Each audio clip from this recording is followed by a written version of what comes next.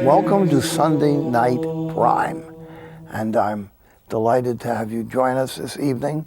Have two very interesting guests, and a very, very special subject is on men in abortion. It's a very interesting subject, and if you listen, you'll see a lot of points to this one. And also, I'd like you to be in contact with me.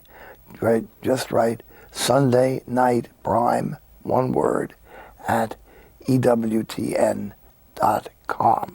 And that should come up. Sunday Night Prime at EWTN.com.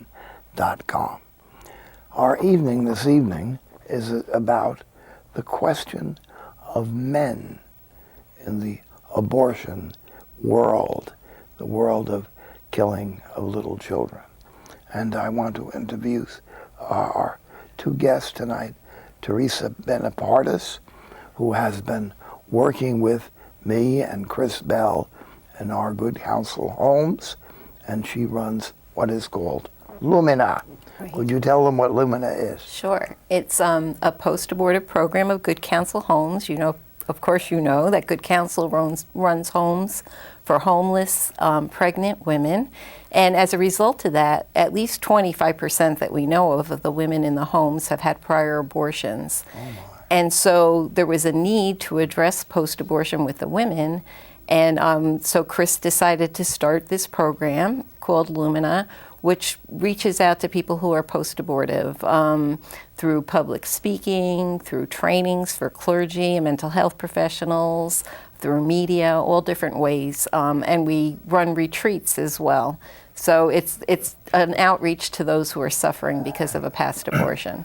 And Teresa, this is the important issue here, is helping a post-abortive woman live with herself, live with life, right, and come to peace with herself and especially with God. Right. And our audience may not be so aware of this, that many of the people who are listening to us not realizing that someone who has had abortion may, for years and years, struggle under that. We're going to be talking about that in a few minutes.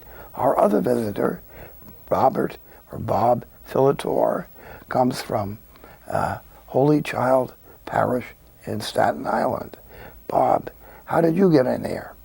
Okay, I actually found a pamphlet for Lumina, and I attended one of the men's retreats. And it was very important to me. It was like something I was searching for. I felt that pamphlet was sent to me. And so Bob, you are post-abortive. Right. How many years ago? 35. 35 years ago. When I was 20 years old.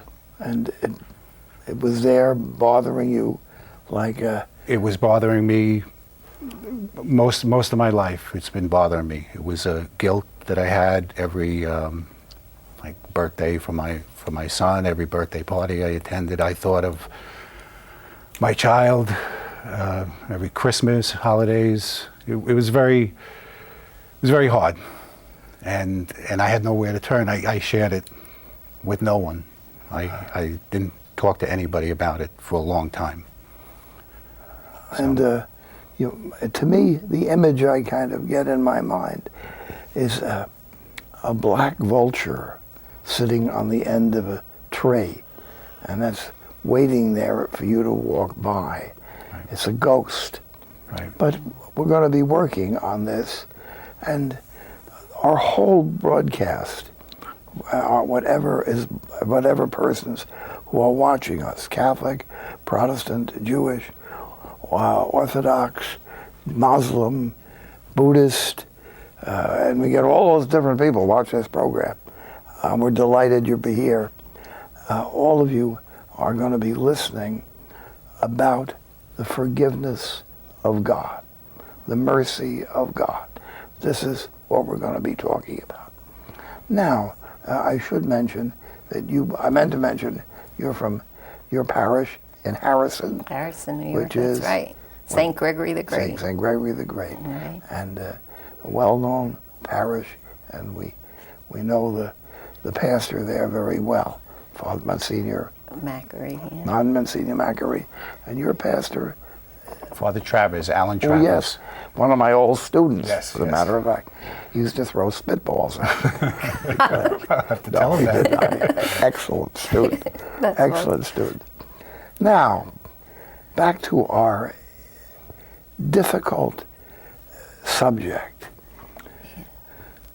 You know, because I worked all these years as a priest, primarily with priests, and before that with homeless children, I've had very little personal direct with people who had had abortions, except I am the chairman of Good Counsel. Right.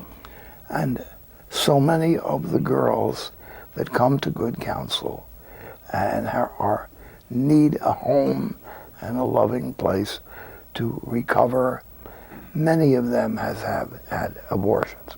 Yeah. Did you ever?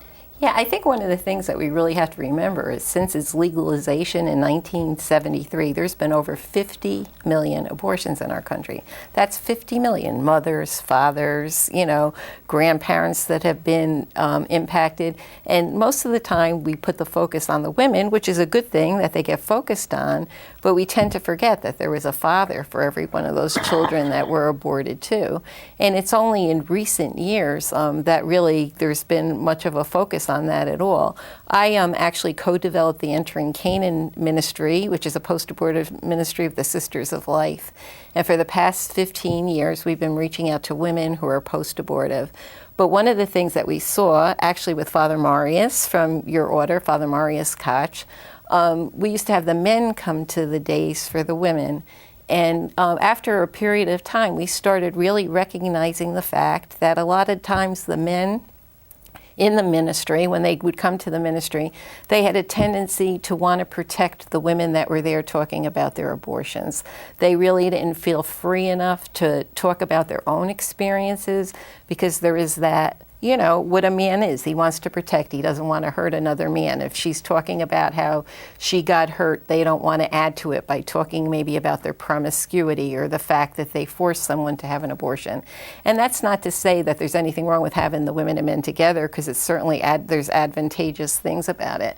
But we also recognize that a lot of men were holding back. And so Father Marius and Father George Stewart and I started talking about it.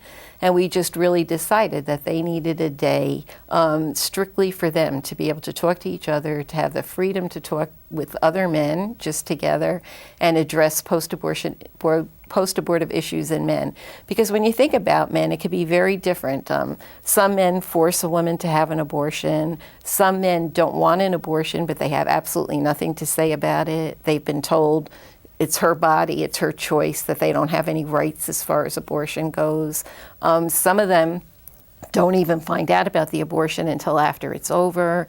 And it also is something that's really affecting relationships in our world today.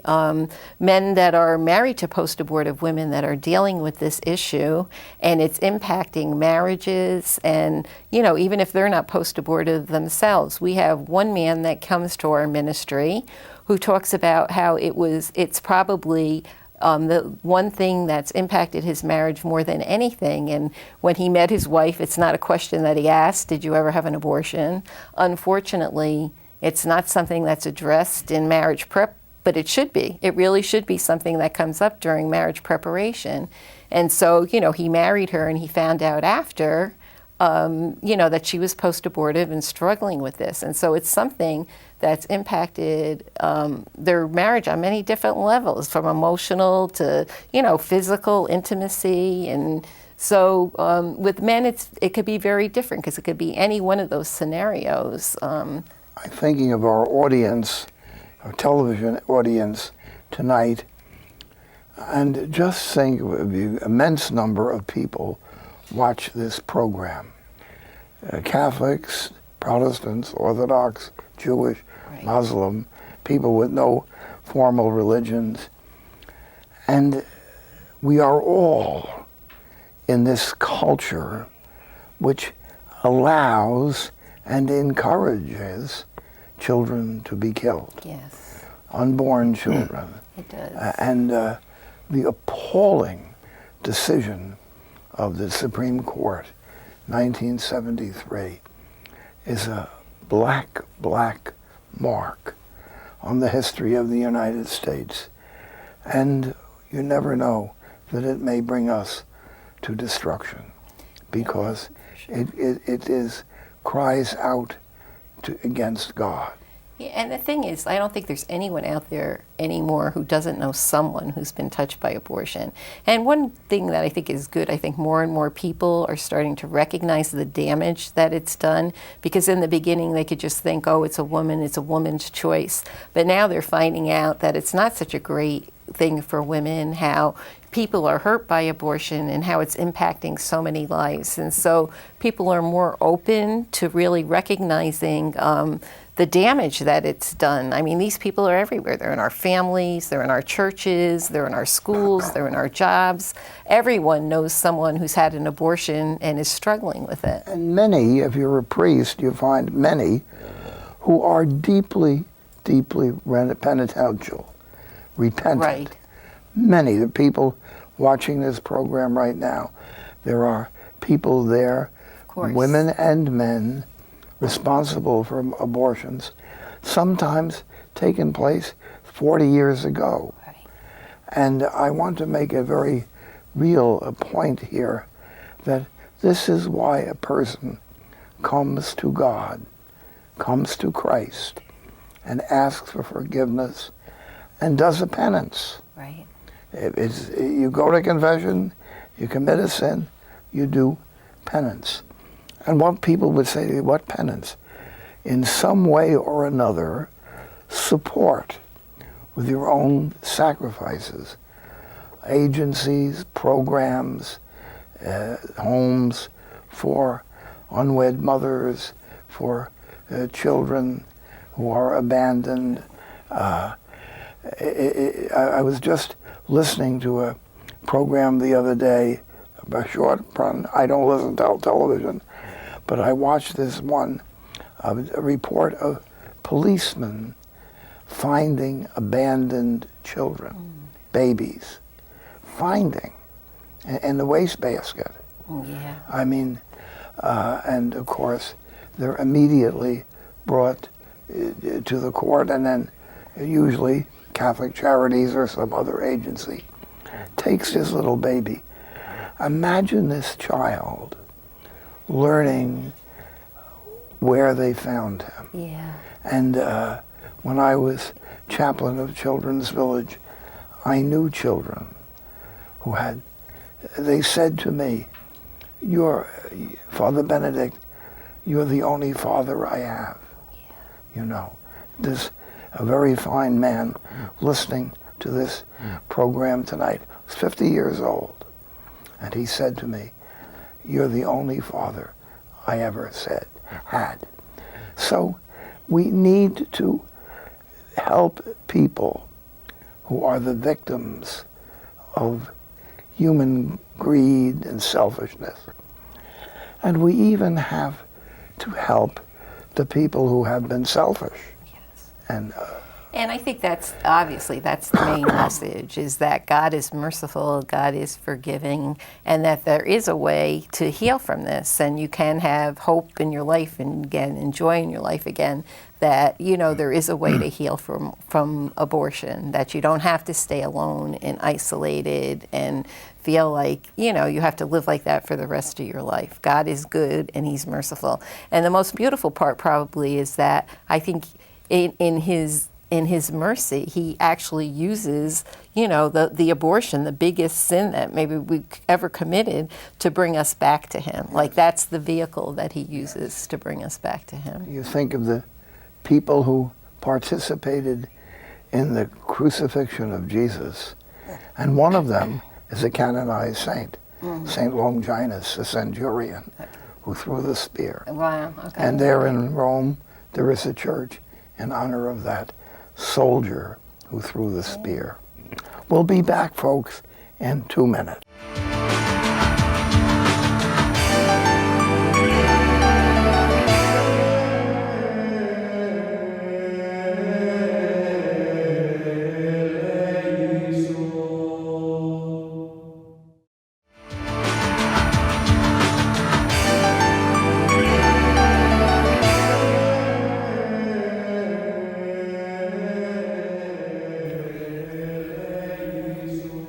Well, we're back to our subject, which is an important and painful subject of the abortion of children and people were responsible.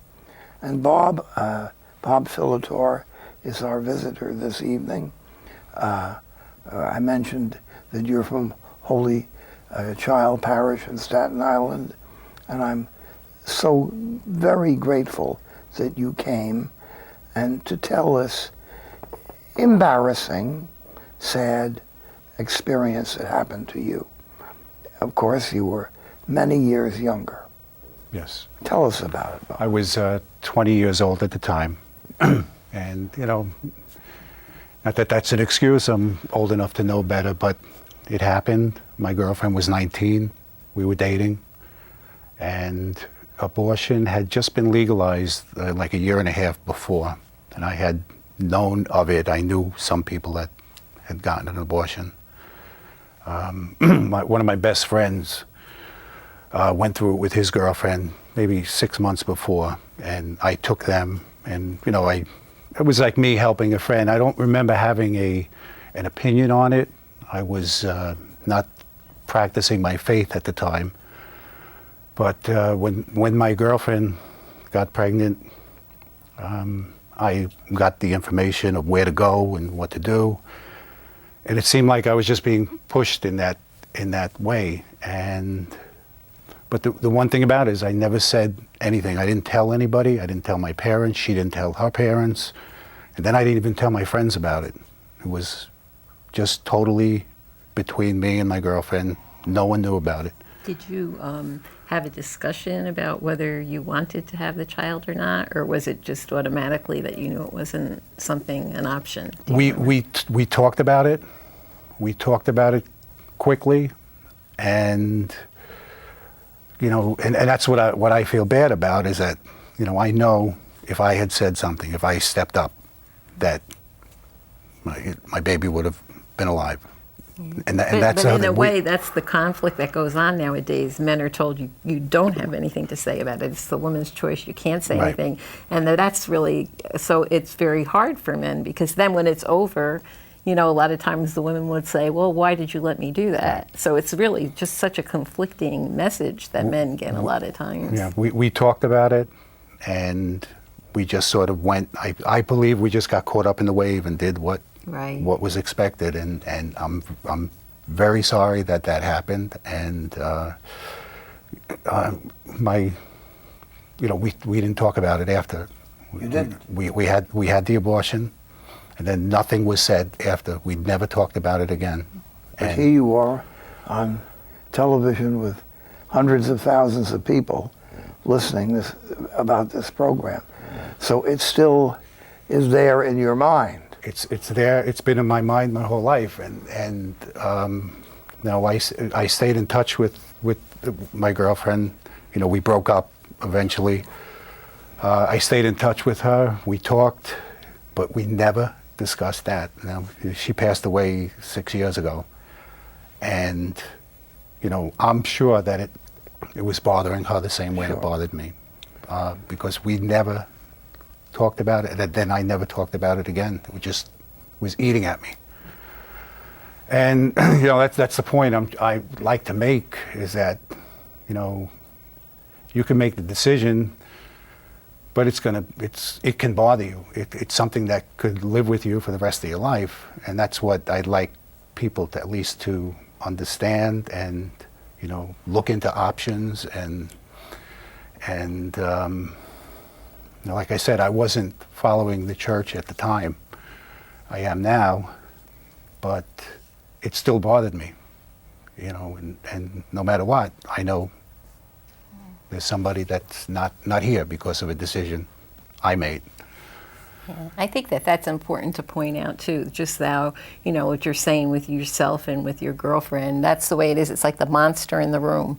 You know, it happens and then everybody pretends that it didn't happen and nobody talks about it and you're left feeling alone and isolated. I'm sure that's the way you felt, and it's torturing you alone, and everybody knows it's there, everybody.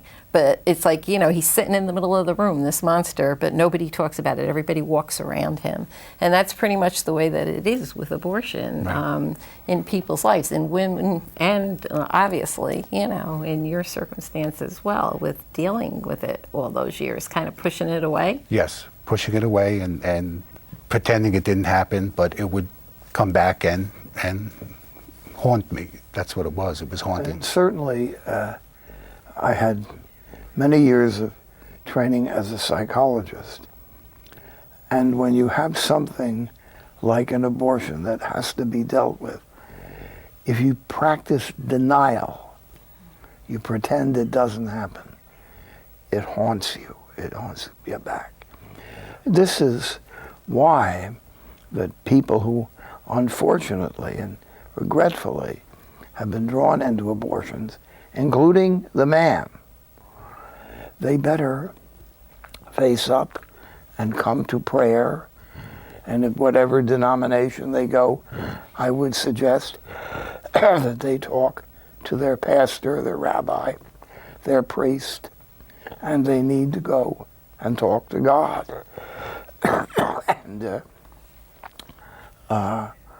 in the Catholic Church, the Church is eminently clear that abortion is seriously immoral, and it's absolutely. Other denominations, they seem to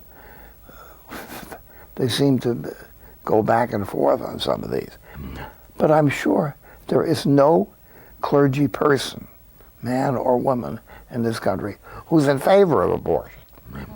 That's like being in favor of poison. Should be in favor of abortion anyway. But because it's a misfortune, it's a disaster. What they are is in favor of people allowing abortion. That's what they're in favor of. And I hope that there are people watching this program tonight who will maybe on this side and seriously think of what they will answer when they go before the throne of God. One of the great commandments, thou shalt not kill.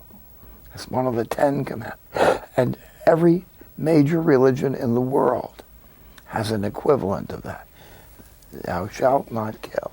You know what it is? I think that so many people are afraid to go to God because they do know that it's wrong, and so it keeps you away and filled with guilt and shame and all those other things that you're feeling.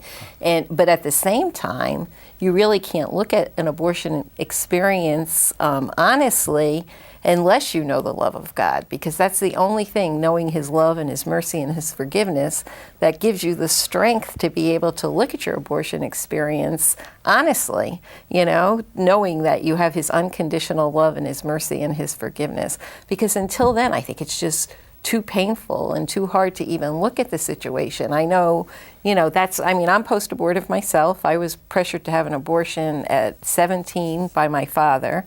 And I know for me, it wasn't until I came to know God and I came back to the church that I was really able to look at the whole situation. I couldn't even bear to look at it before then. And I don't know if you felt the same way, Bob. Was it kind of like that for you? Yes. Was it? What are some of the things that you were feeling before you came back to the church, like as far as being isolated with it? Just that there was no one to talk to, and I was afraid if I went to the church that it would be like dire punishment, and you have to get that concept that He is forgiving, Right. and I've been forgiven. I still have to forgive myself, but I'm working on that. But He is forgiving. And that's a hard concept to get, and once you get that, it makes it a little easier. But And that's why it's so important too. I mean, in our church, I think does have a lot of great programs and reaches out to people that are post-abortive.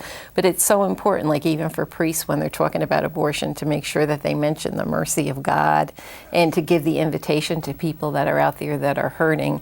Because in the media, the mainstream media, they make it sound like, oh, the church condemns abortion, which we do, of course. But they leave out the part about how inviting the churches to come back and that you can be forgiven. And so it's so important when people talk about abortion to talk about both sides of it, how wrong it is, while at the same time how loving and merciful God is and how He forgives and how you can come back and, I'm getting old, and I can't remember names.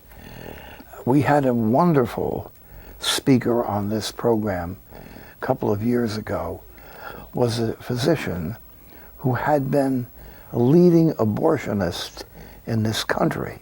Oh. And he had,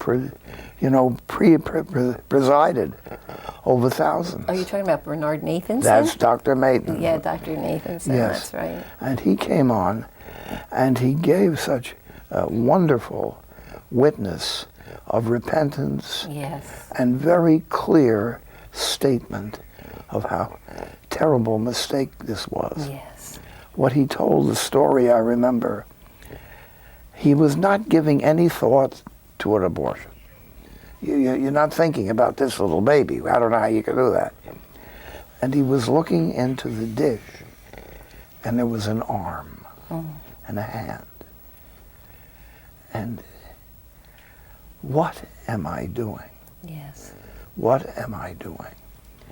And Dr. Nathanson became a Catholic Yes. and became a great witness against abortion. Unfortunately, the world forgets. Yes. And But talk about God's mercy. Here's somebody, I think he was responsible, he says, for like 60,000 abortions, and he actually even aborted one of his own children. And yet he had such a conversion to the Catholic faith and knowing God's mercy. He was buried out of St. Patrick's Cathedral in Yes, New I York was City. there. Yeah, me too. I was It was there. pretty amazing, just Cardinal to see O'Connor. God's, to see God working like that. Really amazing. well, it is a great witness to faith Yes. and to life. Faith and life go together very much. You're too young. I was a youngster in the Second World War.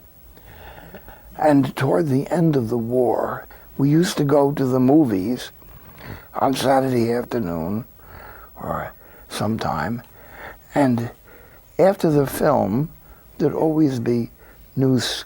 Right. No, the newsreels, yeah. the internet of its time. And they were relentlessly showing what the Nazis had done with killing hundreds of thousands of millions of people. A huge number of corpses lined up, many of them Jewish people. I mean, the Holocaust. But many, many others, a whole lot of other people. Right. And you say, how did this happen? Germany in those days was a very sophisticated, very well-educated country, probably the best educated country in the world. And many German people were against the Nazis all the way through. But look at what a diabolical force was loose Yes, in that country. It's unbelievable. when you I'm think sorry about to it. say that it is a diabolical force loose in Western civilization. And it may be the cause of a very severe judgment historically on the West. We were at relatively peaceful times, but when you get into the custom of killing people, millions of people, Millions. then it may very well be. I look at my nieces and nephews and my grandnieces and nephews, not only of my own family, but of families that I took care of. And I think, in 20 or 30 or 40 years, some dark thing may come, and it will become because, as Hitler used the principle that you can kill anyone who's inconvenient to you. We'll be back for our break in 2 minutes.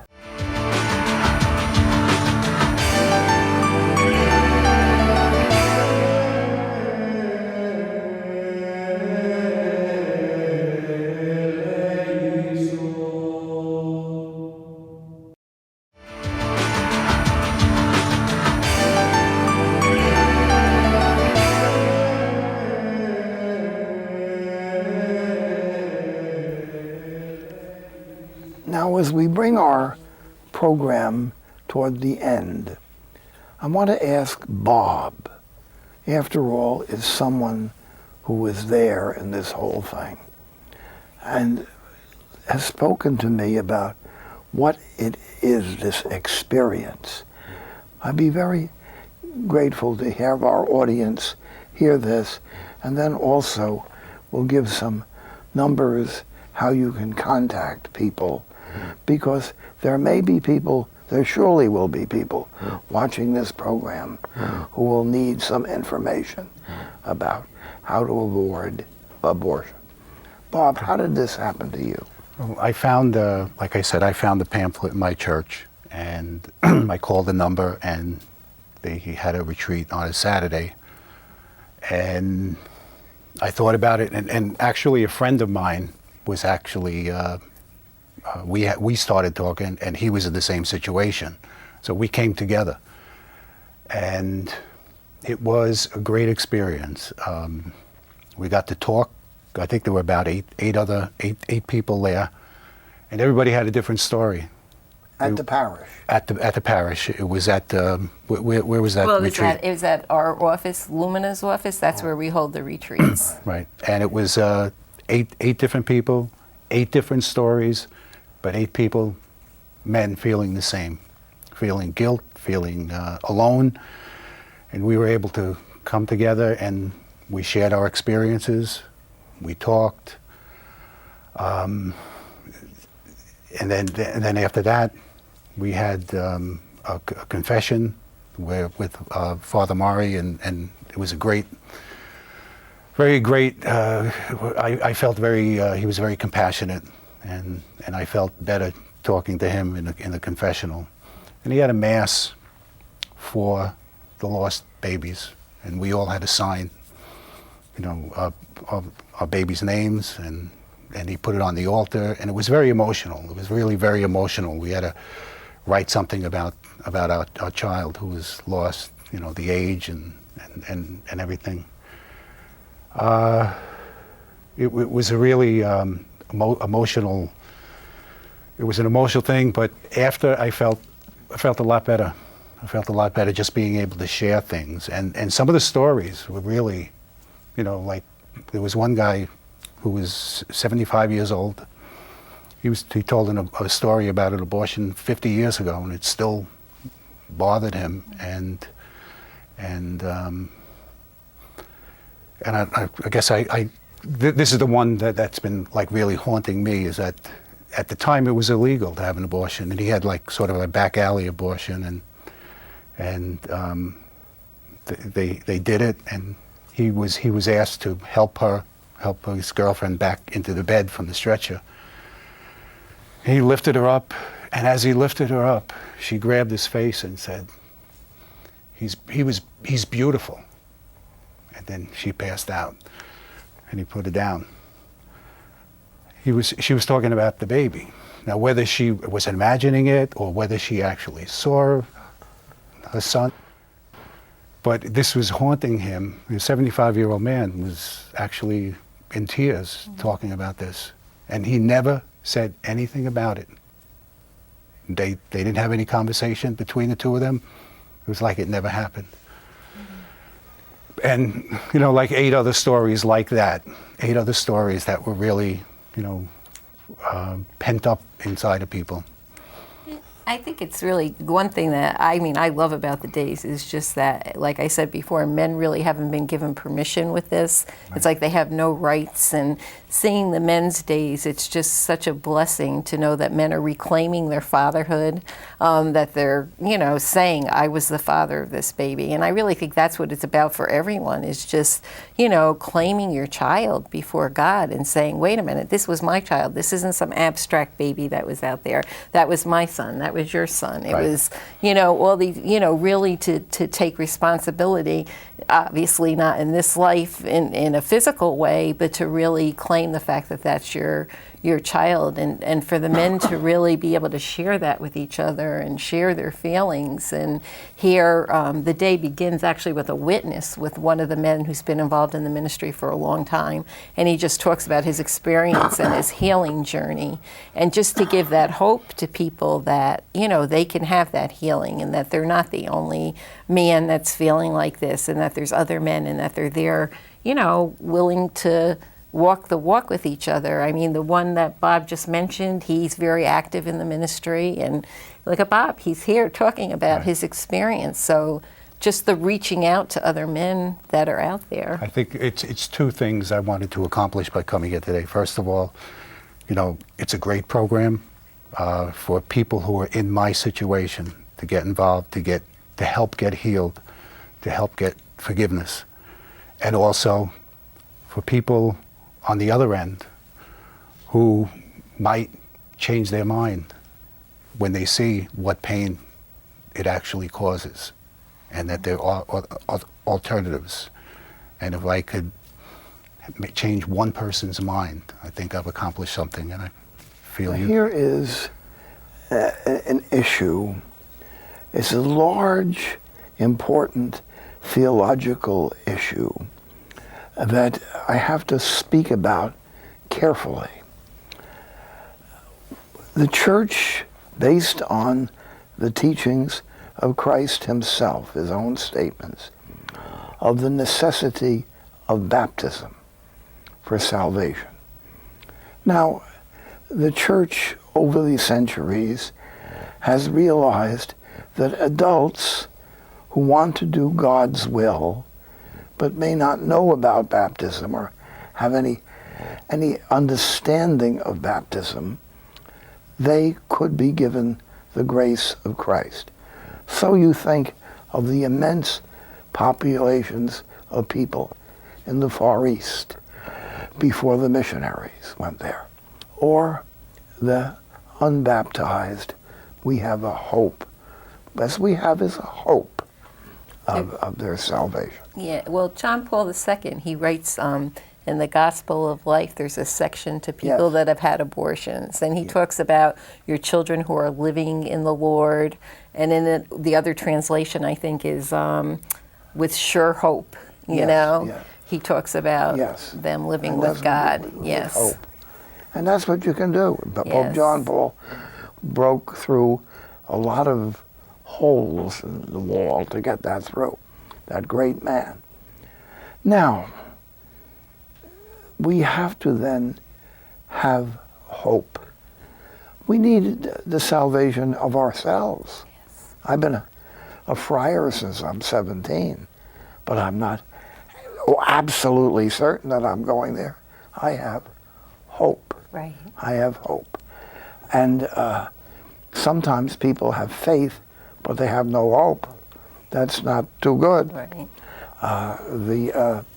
Now, this whole question of aborted children, you can think of the fact that the opposition of the church, the official, absolute, clear, unquestionable opposition of the Roman Catholic Church against abortion, means that children who die with abortion have something like martyrs. It's an attack on the meaning of the church itself. And I'm one of those people who do believe that great numbers of people will be saved because of God's mercy. Right. I hope one of them. Me too. And if you read our Lord in the gospel, he has compassion. Even the possessed man on the side of the hill in the Gerasenes, a wild man, Jesus went and calmed him down and delivered him. So I encourage all of the viewers, have hope. And I think that's the main message here, because I know even for me, I lived my life in despair before my healing, and I definitely felt touched by God, and I know how he changed my life in my healing from abortion. And so I totally believe in his mercy, because I know, sometimes when I hear that passage about the Samaritan woman and how she met Jesus, and then she goes and she tells the town, and then they came because they heard what she had said and they found out for themselves. Well, I think it's like that with post-abortion healing. Like somebody gets the healing, you don't have to live in that hell anymore, that God has freed you from it. You come to know his mercy and forgiveness, and then you go and you tell other post-abortive people so that they could come forward for that healing, and they can do the same thing. And that's really what's happening through all the different ministries, and that's what Bob is doing here today by reaching out to other men, I think, is letting them know about that hope and that mercy and that forgiveness that God offers us. Bob, you want to say anything about that?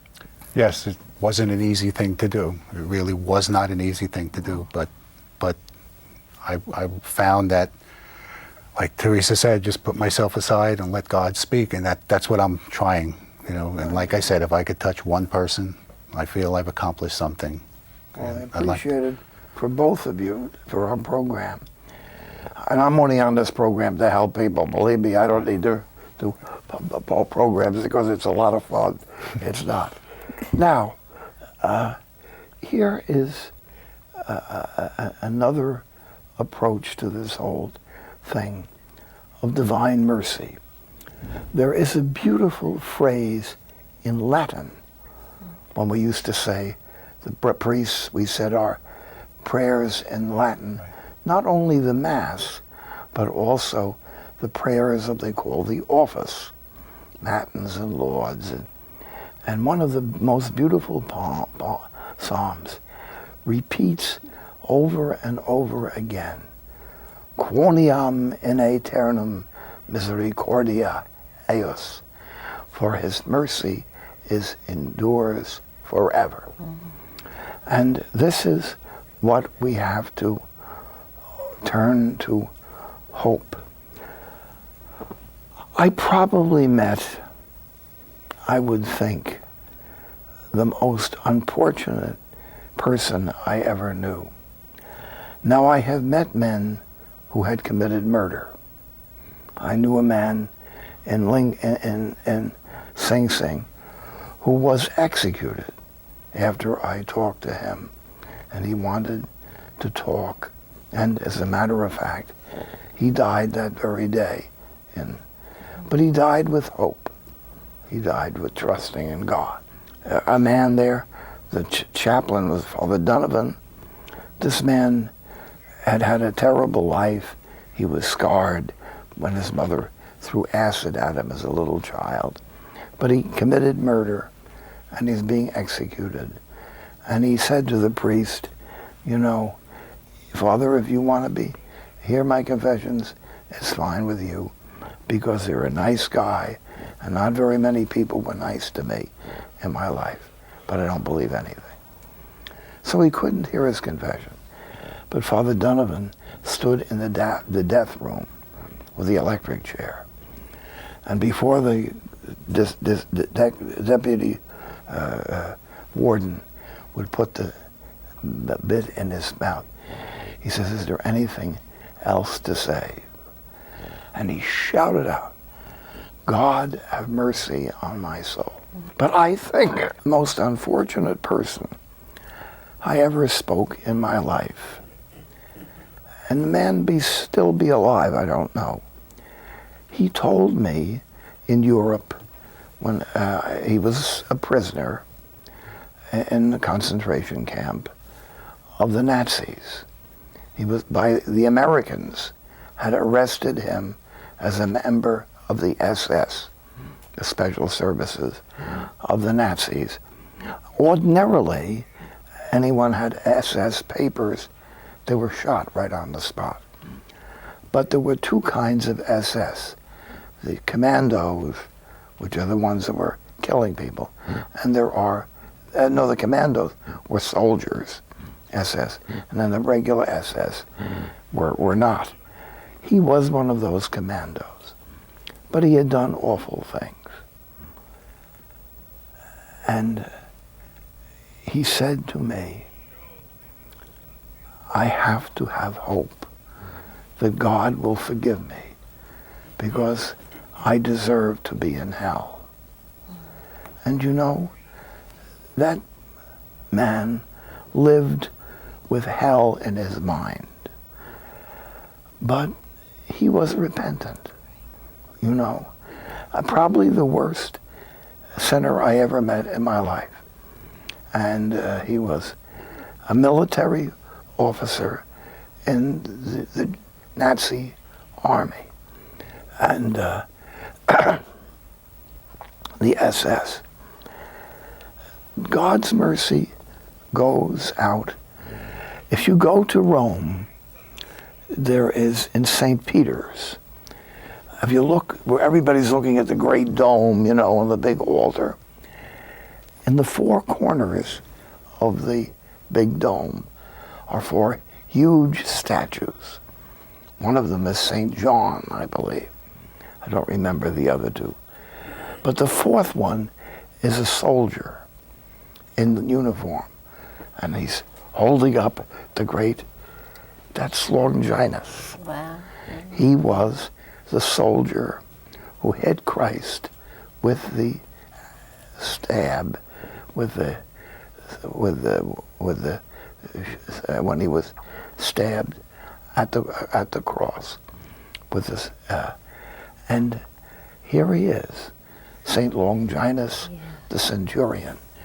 The story is that he was a convert, that he was a devout man, and lived as a penitent all his life, that he had been there at Calvary.